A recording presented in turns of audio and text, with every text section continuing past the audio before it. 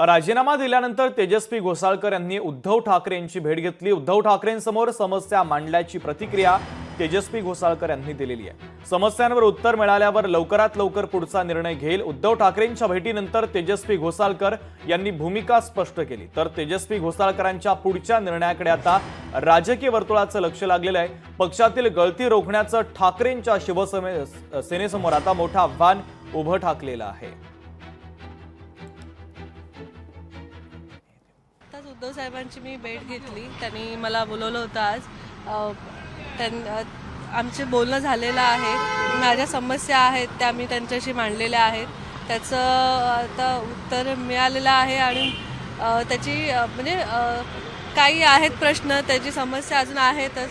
त्याची अपेक्षा करते की ते मला लवकरात लवकर उत्तर देतील, त्याच्यावरून ठरवेन की काय डिसिजन घ्यायचा आहे। तेजस्वी मॅम, असं म्हटलं जातं की तुम्ही भाजपमध्ये प्रवेश करणार, अजून असं काहीही मी निर्णय घेतलेला नाहीये।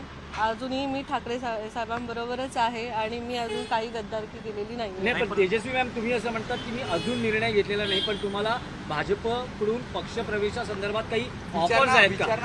नाही, ते मी नाही सांगू शकत।